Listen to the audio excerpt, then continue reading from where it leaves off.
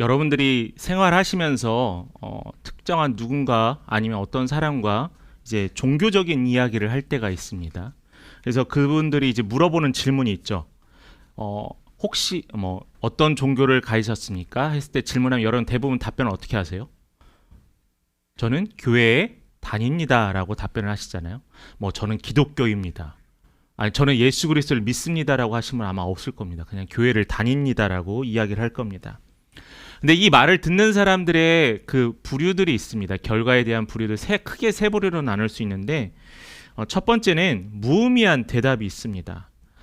요즘도 종교 하나씩 있으면 참 좋죠 하면서 더 이상 그 대화의 주제를 끌고 가지 않는 경우가 있습니다. 또 어떤 사람 이런 경우도 있어요. 교회 다니신다고요? 라고 물어봐요. 물어보는 의도는 뭘까요? 야, 너도 교회 다니냐? 야, 교회는 아무나 다니는구나 라고 놀라는 표정도 있습니다. 더 나아가서 어떤 사람은 교회에 대해서 부정적인 이야기를 그냥 막 쏟아내는 분들도 있습니다. 당황스럽기도 하죠. 화도 나기도 하고요. 근데 정말 간혹 교회 다니세요? 교회는 어떤 곳인가요? 라고 하면서 물어보는 사람들도 정말 간혹가는 있습니다. 맞아요. 이렇게 세 부류로 나뉠 수 있는데, 자, 그러면 우리는 여기에서 우리가 자주 물어보는 말에 그 사람들이 종교에 관해서 물어볼 때 자주 하는 대답, 교회에 다닙니다라는 이 말의 의미를 오늘 한번 찾아보고 확인하고 결단해 보려고 합니다. 우리는 이렇게 쉽게 이렇게 교회 다니다 보니까 어떤 일이 생기냐면은 교회를 다닌다의 의미가 무엇인지에 대해서 잊어버릴 때가 자꾸 있다라는 거예요. 교회를 내가 다닌다라는 삶의 이 무게, 신앙의 무게에 대해서 우리가 잊어버리고 살아가는 경우가 있다라는 거죠. 어떤 분들은 그럽니다. 신앙생활을 그냥 단지 일요일에 교회 가는 것, 그것이 예배 드리는 것이 교회 다닌다라고 생각할 수도 있어요.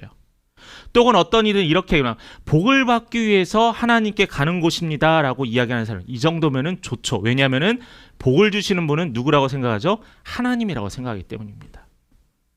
그런데 이런 이야기 말고도 평안을 받으려고요, 위로 받으려고요, 좋은 사람과 교제하려고요, 실제적으로 사업차 때문에 신앙생활에 그 교회를 다니는 분들도 정말 있다라는 거예요. 출발은 그렇게 시작할 수 있습니다. 그런데 신앙생활이 1년, 2년, 5년, 10년 지났는데도 그 사람과의 사업적인 비즈니스 관계로 교회를 계속 다니는 것은 문제가 분명히 있다라는 거죠. 교회를 다닌다는 것은 다른 것이 아닙니다. 이런 이해들이 다 틀렸다는 게 아니에요. 맞습니다. 부분적으로 맞습니다. 근데 가장 중요한 것이 뭐냐면은 우리가 이 근간에 있는 교회에 다닌다라는 말은 더 이상 하나님의 부르심에 대한 응답이 아니게 살아간다라는 거예요. 그냥 이 종교활동과 교회에 가는 것이 나의 만족을 위해서 신앙생활을 한다고 생각하는 것은 하나님이 원치 않는 교회를 다니는 이유라는 겁니다. 그렇다면 예수님이 원하시는 교회를 다닌다의 진짜 목적은 무엇일까? 목회자들이나 신학자들 사이에서 가장 크게 여기는 교회란 무엇인가에 대한 답을 낸 책이 있습니다. 그 목사님은 한스 퀼이라는 독일의 목사님인데, 그 목사님이 교회론에 관한 책을 내셨는데 거기에 이렇게 이야기하고 있어요. 교회는 예수 그리스도의 삶과 사역에 참여하고 그 정신을 이어가는 공동체이다라고 이야기를 합니다. 여기에 중요한 몇 가지 단어가 있는데 우리가 그 단어를 살펴보면은 우리는 그 의미를 더 명확하게 알 수 있어요. 먼저 교회예요. 예수 그리스도요. 또 삶요. 그다음에 사역이요. 그다음에 마지막에 공동체입니다. 교회는요, 내가 은혜를 받고 또 복을 받고 아는 사람과 만나고 그게 아니라 예수 그리스도가 먼저가 돼야 되고, 그 예수 그리스도를 통하여 나의 삶과 또 내가 해야 될 사역과 사명이 주어진다는 거예요. 그게 어디 안에서요? 우리 믿음의 공동체 안에서요. 즉, 교회를 다닌다는 것은 예수님을 사랑하고 그분의 사역에 동참하는 겁니다. 예수님과 같은 마음을 푸는 것이 교회를 다니는 거예요. 그런데 현실은 어떻습니까? 교회에서 예수를 믿습니다, 예수님을 믿습니다라는 말은 자주 들리지만은 삶에서는 예수를 믿는다라는 말의 모습들이 잘 드러나지 않아요. 그래서 저는 오늘 이 아침 여러분에게 이 질문을 던지고 말씀을 시작하려고 합니다. 우리는 지금 예수님을 사랑한다 하면서 아무것도 하지 않고 아무것도 일하려 하지 않고 있지 않습니까?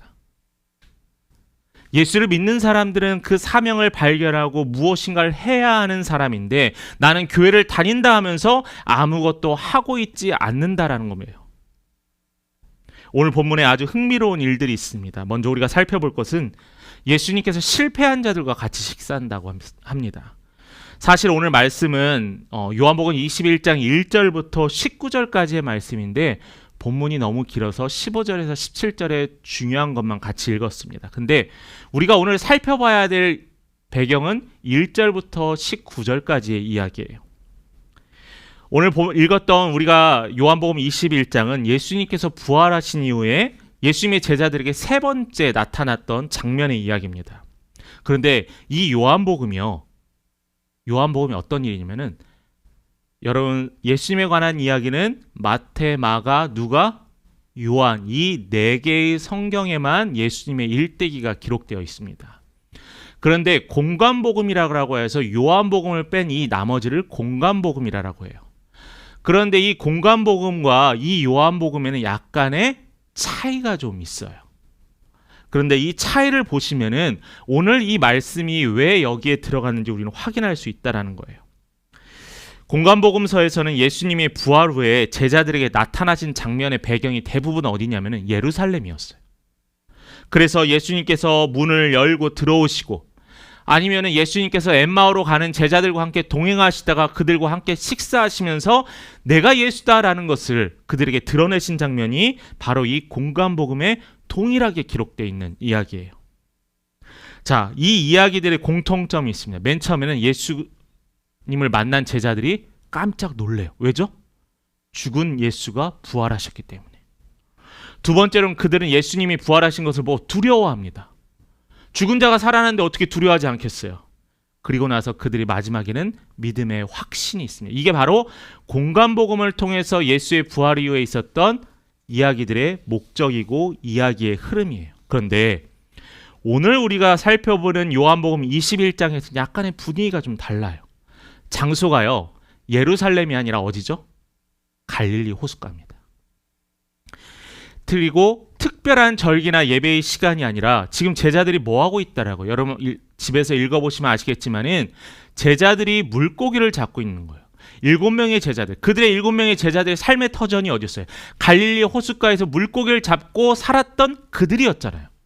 자, 그렇다면 예수님의 부활을 경험하고 그 제자들이 예수와 함께 사역을 하고 말씀을 듣는 게 아니라 지금 어디로 갔어요? 그들의 일상으로 돌아갔다는 거예요. 물고기 잡으러요. 특별한 부활을 체험했는데도 그들의 삶에는 큰 변화가 없었다라는 거예요. 부활했다는 사실을 알고 있지만 그들의 삶에서는 특별한 부활의 능력이 없었다라는 거예요. 그 결과로 어떤 일이 있었냐면요, 그들의 삶이 무기력해졌어요. 부활의 기쁨이 그들의 삶 속에 있었다면 기쁘고 찬양하고 정말 힘이 넘치고 자신만만해야 될 텐데 그들은 그냥 무기력하게 바다에 그물을 던지며 물고기만을 기다리고 있는 힘없는 그들의 모습이 요한복음 21장 앞부분의 이야기입니다. 이 절망의 순간에 어떤 일이 일어나죠? 예수께서 그들을 찾아오십니다. 다정하게 오셔서 그들에게 고기 잡는 방법을 가르쳐 주세요. 오병이어의 기적과는 다른 기적입니다.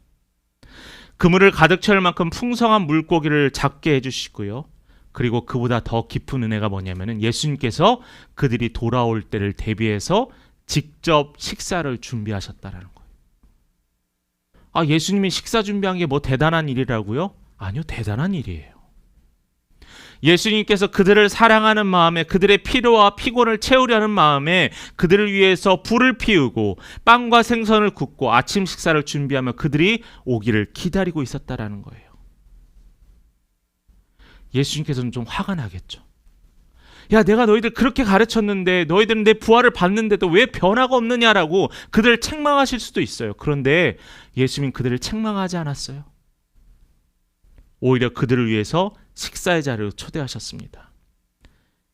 여기서 우리가 또 하나의 질문이 있습니다. 성경 속에 있는 질문이 하나 있는데 왜 예수님께서는 마태, 마가, 누가에 기록되어 있지 않은 이 이야기를 굳이 요한복음에 기록해놨을까? 요한복음 20장을 한번 볼까요? 요한복음 20장 31절을 한번 봤으면 좋겠습니다. 우리 함께 같이 읽어봅니다. 31절입니다. 시작. 오직 이것을 기록함은 하나님의 아들 그리스도이심을 믿게 하려 함이요 또 너희로 믿고 그 이름을 힘입어 생명을 얻게. 아멘. 여러분, 이 31절을 읽으면서 어떤 기분이 드세요? 아, 요한복음 여기서 끝나겠구나. 아, 여기서 마지막으로 권면하고 또한 마지막 이야기를 마무리하니까 여기서 끝나겠구나. 여기서 끝나도 더 문제가 없어요. 대부분 다른 성경도 이렇게 마치거든요. 마지막 권면을. 그런데 굳이 요한복음 21장이 전혀 생뚱맞은 이야기로 갑자기 등장하는 거예요. 궁금하죠? 왜 넣었을까? 성경은 이렇게 우리가 이유를 찾아가면서 읽어야 한다는 거예요. 그런데 21장이 마치 다시 시작하는 이야기처럼 시작되지만 그 이유는 예수님께서 그들에게 회복을 명령하셨던 거예요. 회복.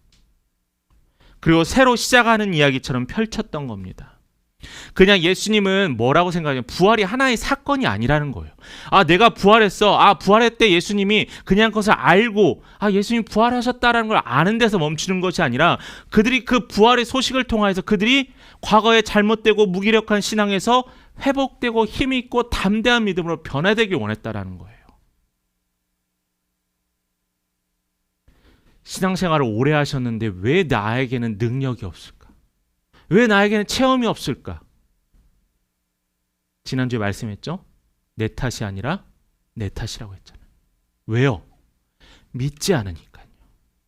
부활의 소식을 머리로는 알지만 믿지 않으니까요. 그 부활보다 더 큰 능력을 행하실 하나님을 우리는 소망하지 않으니까요. 여러분의 기도 한번 보세요. 정말 아프고 큰일 있습니다. 기도 간단하게 합니다. 하나님 이렇게 해주세요. 도와주세요. 근데 여러분 기도가 그냥 주문 같아요. 힘이 없어요. 저도 이런 얘기 별로 좋아하지는 않지만은 기도의 불길이 하늘로 올라가는데 그 불길이 올라가다 희미하게 꺼져버린대요. 근데 분명히 그 이야기를 한 이유가 있을 거예요. 왜냐하면 간절하지 않거든요. 힘있게 소리내지 않거든요. 내가 정말 죽을 지경인데 간절하게 기도하지 않거든요. 제자들의 모습이 바로 이랬다는 겁니다. 제자들의 모습이 이래서 예수님께서는 마지막 권면 이후에 이 요한을 통하여서 회복하고 책임 있는 삶을 살라라고 그들에게 다시 한번 이야기하셨던 거예요. 또한 이 장면은 누구를 통해서 이야기하시죠? 부활 이후에는 대부분 예수님이 중심이었는데 여기서는 누가 중심이었냐면 베드로가 중심이었습니다. 근데 베드로가 어떤 사람이에요? 예수님이 십자가에서 달려 돌아가실 때쯤에 가장 절박하고 긴급하고 고통스러운 상황에 예수를 3번이나 부인했던 자가 베드로였잖아요.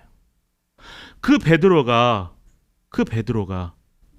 항상 마음엔 짐이 있었을 겁니다. 그러잖아요. 용서해줬다고 얘기하지만 그래도 내 마음엔 짐이 있잖아요. 그 짐을 완전히 내려놓게 하셨던 예수님의 이야기시라는 거죠. 자, 그렇다면은 우리가 이 요한복음 21장을 통해서 우리가 확인해야 될 게 있어요. 뭐냐면은 우리도 회복돼야 한다는 거죠. 예수의 부활로 회복돼야 한다는 거죠.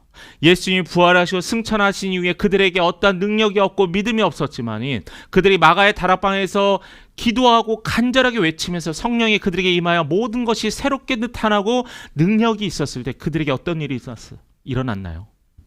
베드로가 3,000명의 사람들을 향해서 회개의 사건이 일어나고요. 그들이 병자를 일으키고요. 그들이 곳곳마다 말씀을 전할 때 놀라운 능력들이 일어납니다. 왜요? 부활하신 예수를 그들은 믿는 믿음이 있었기 때문에. 그렇다면 우리 기억하십시오. 예수님 우리를 꾸짖기 위해서 이 자리에 오라고 하신 게 아니에요. 우리를 회복하게 하시기 위함이에요. 저는 여러분들이 말씀으로 회복되었으면 좋겠습니다. 예수님의 사랑으로 회복되었으면 좋겠어요.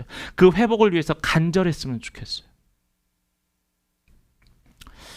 한 예를 한번 들어요. 이제 여러분들 휴가들 가시죠? 계곡에 갔는데 저도 어렸을 때 돌이 많으니까 저도 모르게 발에 상처가 있었더라. 근데 놀다 보니까 신나니까 상처가 있는지 몰랐습니다. 근데 밖에 나왔더니 따끔따끔하기 시작한 거예요.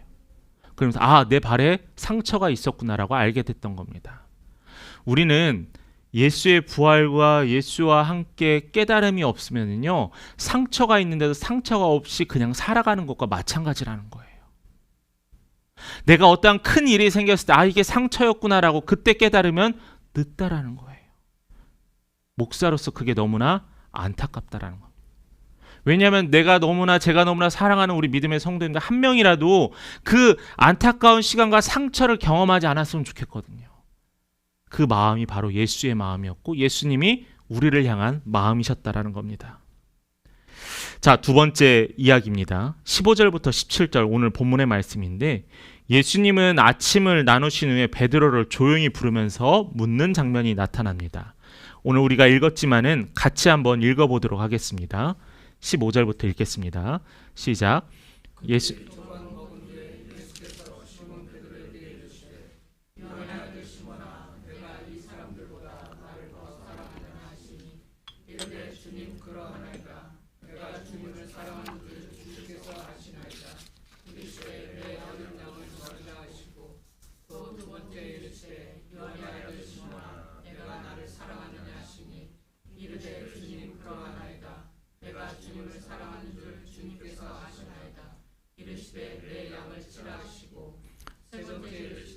요한의 아들 시몬아, 내가 나를 사랑하느냐 하시니 주께서 세 번째 내가 나를 사랑하느냐 하심으로 베드로가 근심하여 이르되 주님, 모든 것을 아시오매 내가 주님을 사랑하는 줄을 주님께서 아시나이다.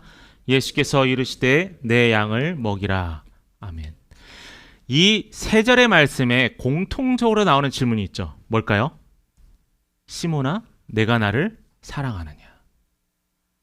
이 질문은 예수님께서 그냥 대답 들으려고 물어보신 걸까요? 저는 그렇다고 생각하지 않습니다. 베드로의 마음에 있었던 그 묵혔던 아픔과 죄의식을 끄집어내기 위해서였어요. 거기서 해결받기 위해서였어요. 예수님의 의도는 잘못을 꾸짖는 것이 아니라는 겁니다. 베드로가 새로운 사명을 위해서 너가 회복되었으면 좋겠다는 예수의 마음이었다라는 거죠. 예수님은 사랑하느냐고만 묻지 않으십니다. 매번 그 질문 다음에 예수님의 명령과 사명을 이야기해서 뭐라고 했죠? 내 양을 먹이라. 내 양을 먹이라는 것이 그냥 전도하라, 땅끝까지로 내 복음을 전하라는 그 말의 의미만으로 이해하면은 부족해요. 주님을 사랑한다는 말은 결국 주의 양들, 교회 공동체와 이 안에 모인 성도들을 섬기고 사랑하라라는 그 책임과 돌봄으로 우리에게 주어진다는 거죠. 결혼한 지 몇 년 안 된 부부가 있었습니다. 남편은 이 아내를 향해서 매일매일 사랑한다라고 이야기하는 거예요. 대단하죠? 사랑한다고 맨날 얘기. 이 아내는 너무나 기뻤어요. 남편이 나를 정말 사랑하는구나. 매일매일 이렇게 고백하는 걸 보는데 이 아내가 기분이 얼마나 좋겠습니까? 근데 이 아내가 너무나 몸이 아픈 감기 몸살에 걸려서 아무것도 할 수 없고 집안일도 할 수 없었어요. 그런데 남편이 아픈데 밥 한 끼 챙겨주지 않고 집안일 어떤 것도 하지 않자 아내가 남편을 향해서 이야기합니다. 당신 말만 하지 말고 사랑을 좀 보여달라고 합니다. 사랑을 보여달라. 여러분, 이 이야기가요, 예수님 우리한테 하는 얘기예요. 너 사랑한다며, 나를 사랑한다며, 그럼 좀 보여줘. 여러분, 사랑하는 사람은 뭐가 있죠? 사랑을 확인받고 싶어 하잖아요. 에르메스 가방으로 확인하지 않으시길 바랍니다. 예. 샤넬로 확인하지 않으시길 바랍니다.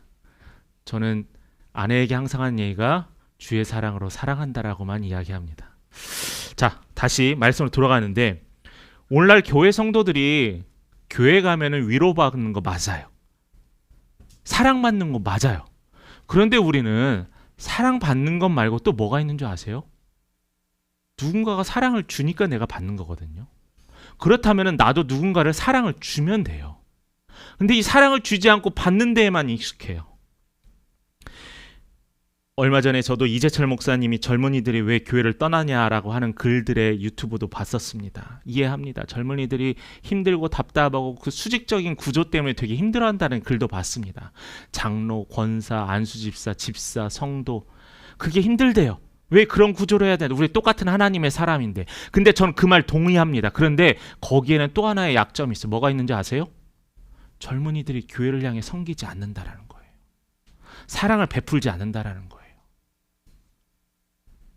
무엇인가를 요구하려면은 거기에 대한 행동도 따라가야 하지 않을까라는 생각을 합니다. 그래서 저는 누군가에게 특정한 책임과 원망을 돌리지 않아요. 왜냐하면 이 교회 안의 문제는 우리의 문제이기 때문이에요. 이와 비슷한 예화가 하나가 있습니다. 어떤 자매가 직장과 육아 때문에 지쳐서 매번 예배에 간신히 참석하는 겨우 신앙을 유지하는 생활을 하고 있었습니다. 그런데 어느 날 교회 청소 봉사자가 빠지게 되어서 봉사를 좀 대신해 주게 되는 대신해 달라고 좀 요청이 왔었어요. 그래서 일주일간 이분께서 교회를 나와서 이제 봉사를 하시면서 깨닫는 게 있었습니다. 뭐였냐면은 성도들이 나를 위해서 준비하고 힘썼던 것들을 하나하나씩 알게 되었다는 거예요. 유아실의 장난감을 정리해주고, 유아실의 책을 정리해주고, 또 바닥을 물티슈로 닦아주고, 아이들이 자주 손대는 것을 소독해줬던 그 사람들. 내가 보이지 않는 곳마다 청소해주고 내가 신경 쓰지 않은 것들은 당연히 누군가 했을 거야라고 생각했지만 사실은 누군가의 손길과 헌신과 노력이 있었다라는 거예요. 그러면서 그녀는 깨달았습니다. 그 자매는 어려운 일을 매번 해주시는 분들 덕에 내가 편히 다녔구나라고 생각했습니다. 그래서 이 자매가 이런 결단을 해요. 나도 이제 누군가의 믿음을 위해서 살아야겠다라는 거예요. 여러분, 사랑은요 결국 증명하는 거예요. 예수님은 왜 이 땅에 오셨어요? 나는 섬김을 받으려는 것이 아니라 오히려 섬기려 이 땅에 오셨다고요. 예수님도 그러셨잖아요. 그런데 왜 우리는 섬기는 자리가 아닙니까? 직분이 올라갈수록 더 섬기라고 직분 주는 거예요. 목사도요, 하나의 말씀을 전하자면 더 섬기라고 목사의 직분을 주신 거예요. 여러분, 예수께서 이렇게 이야기하면 사랑한다면 내 양을 먹이라. 사랑은 섬김으로 보여지고 구체적인 책임으로 이어져야 합니다. 여러분, 우리 자신에게 스스로에게 물어보세요. 나는 주님을 사랑한다고 고백하면서, 나는 주님을 사랑한다고 알면서 나는 실제로 사랑을 행하고 있는가라는 거예요. 나는 내 옆에 있는 예배드리는 성도를 위해서, 또한 이 몸된 교회를 위해서 나는 무엇을 하고 있느냐라는 거예요. 나의 신앙은 느낌이 아니라 책임으로 그것이 보여진다는 겁니다. 여러분, 스스로 답을 찾아가 보시기 바랍니다. 여러분, 그럼 마지막으로 세 번째로, 사랑한다면 이제 어떻게 해야 돼요? 행동하라고 했죠. 움직일 시간입니다.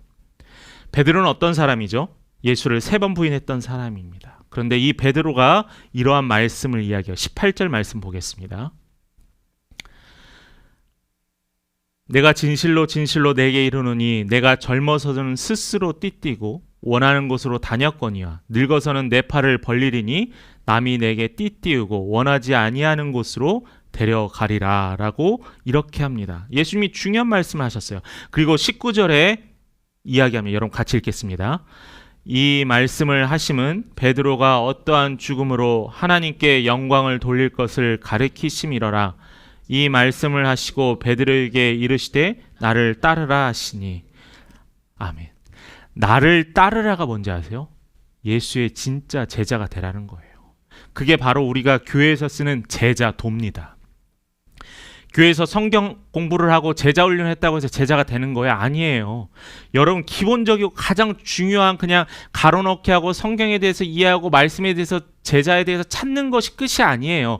제자도를 실제적으로 살아가는 것이 제자도예요. 그래서 여러분, 성경 공부 제자 훈련은요, 여러분의 신앙생활에 평생에 이루어져야 되고 노력해야 될 게 이 제자 훈련이에요.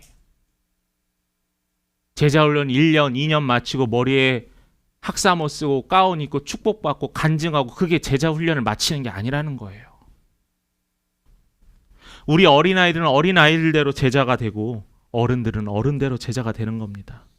그러면서 예수님께서 뭐라고 하세요? 이제는 죽음을 두려워하지 않고 어떻게 하라고요? 나를 따르라. 나를 따르라라는 것은 예수님의 사랑이 이제 베드로를 통해서 이제 실제적으로 하라는 거예요. 결국 예수를 사랑한다는 고백은 예수를 따르는 결단이 있을 때 가능하다는 겁니다. 한 사람이 있었습니다. 한 청년이 있었습니다. 직장 생활이 너무나 바빴어요. 그러다 보니까 예배에 집중하기도 어려웠고 늘 그가 했더니 목사님 시간이 없어요. 너무 힘들어요 라는 말이 입에 항상 붙어 있었습니다. 힘들죠. 힘들지 않다라는 게 아니에요. 근데 부정의 언어가 그의 삶에 자리 잡고 있었다는 거예요. 주일 예배도 마음은 있지만 일단 내가 살아야 되니까, 좀 쉬어야 되니까, 그래야 하루를 시작하니까. 그러면서 예배는 점점 뒤로 밀려나 있었습니다. 예배뿐만 아니라 교회 공동체의 나눔도 뒤로 밀려갑니다. 어느 날 그런데 이 청년의 마음에 예수의 이러한 음성의 노크가 들리기 시작했어요. 내가 나를 사랑하느냐. 맞아요, 예수님. 저 예수님 사랑해요. 그런데 하지만 너무 바빠요. 우리도 참 그런 것 같아요. 우리는 그러나 하지만이 항상 붙어요. 맞아요. 그렇게 해야겠죠. 그런데 뭘 하라고 하면 항상 뭐가 조건이 붙어요. 그리고 결과는 뭔지 아세요? 힘들어요. 이 청년의 마음에 이런 도전이 있습니다. 사랑은 시간을 내는 것이다라는 깨달음이 있었어요. 그러잖아요. 청년은 깨닫고 작은 실천을 했습니다. 이미 결혼하신 분들, 여러분의 남편이 아내를 거의 데려다 줬죠? 왜 데려다 줬어요? 걱정되니까. 조금이라도 시간을 같이 하기 위해서. 피곤하지만 그렇게 시간을 내잖아요.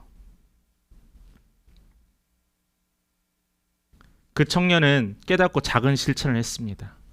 그 시간을 내어드리는 실천은 매일 아침에 잠을 더 자거나 조금 더 천천히 준비할 수 있는 여유의 시간을 가지면 되는데 30분 일찍 일어나서 말씀을 읽고 기도하는 시간을 가졌다라는 거예요. 피곤하죠. 힘들죠. 뛰어넘고 싶죠. 그런데 예수님을 사랑하기 위해서 나는 시간을 드렸다라는 거예요. 주님이 너가 나를 사랑하느냐라고 물어봤을 때 주님, 저는 당신을 위해서 하루에 30분의 시간을 드리고 있습니다 라고 이제는 답할 수 있게 되었다는 겁니다. 예수님은요, 여러분의 큰 헌신을 바라는 게 아니에요. 작은 삶의 조그마한 변화들을 예수를 중심으로 변화되길 원한다는 거예요. 이 작은 변화가 여러분의 삶에 시간이 지나면요, 큰 결과물을 낳는다라는 거죠. 여러분 나비 효과 아시잖아요. 나비가 펄럭일 때 여기에서 태평양의 반대쪽에서는 큰 바람을 일으킨다는, 그게 나비 효과잖아요. 여러분들의 물이 한 방울 한 방울씩 10년, 20년, 100년, 500년을 떨어졌더니 그 크고 단단한 바위가 패이기 시작했잖아요. 여러분, 바로 신앙 훈련과 제자는 바로 이거예요. 하나님께 조금이라도 드리면은 그걸 통해서 나의 삶의 변화들이 일어난다라는 거죠.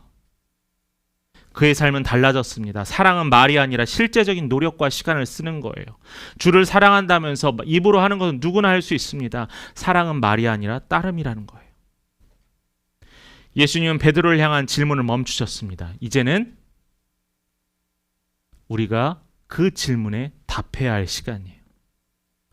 주님께서 이제 나를 따르라 라는 그 명령에 나는 내 주님, Yes, Lord, 그렇게 나는 주님을 따를 수 있다라는 겁니다. 우리의 삶을 통해서, 우리의 시간을 통해서 예수님께서 말씀하신 사명을 위해 끊임없이 달려가시는 우리 귀한 성도님 되시길 간절히 소망합니다. 지금 여러분 어떤 자리에 서 있습니까? 서 있으십니까? 주님을 사랑하는 것, 주님을 사랑해야 한다는 것은 알고 있지만 여전히 내 뜻, 내 생각, 내 시간, 내 방식으로 주님을 사랑하고 있지 않습니까? 예배는 드리지만 따름의 길, 헌신의 길은 걷고 있으십니까? 주님은 오늘도 말씀하십니다. 나를 사랑한다면은 이제 나를 따라오라. 사랑은요, 그냥 감정이 아니에요. 방향이 변화돼야 돼요. 사랑은 말이 아니에요. 책임지는 거예요. 그리고 사랑은 순종입니다. 오늘 여러분의 일상에서 예수를 따르는 구체적인 결단을 하나 해보셨으면 좋겠습니다. 하루에 시간을 내서서요, 기도하셨으면 좋겠어요. 주님을 향한 사랑을 표현해보세요. 그냥 매일매일 저는 기도하는 삶을 삽니다. 너무나 좋아요. 너무나 잘하고 있어요. 그런데 시간을 내서 집중 내서 주를 바라보는 시간도 만들어 보세요. 왜 음식은 다양한 거 먹으면서 신앙생활에서 왜 하나만 고집하세요? 따뜻한 말 한마디를 전해보세요. 주일 예배를 가는 자리가 아니라 이제는 드리는 자리라고 만들어 보시기 바랍니다. 하나님을 향한 질문은 이제 끝났습니다. 이제 우리가 살아야 될 차례입니다. 말씀대로 살면서 하나님께 또 물어보시기 바래요. 그리고 교회에 다닌다는 것을 굳이 말이 아니라 행동으로 증명하시는 정말 복된 삶을 사시는 우리 성도님 되길 간절히 축원합니다.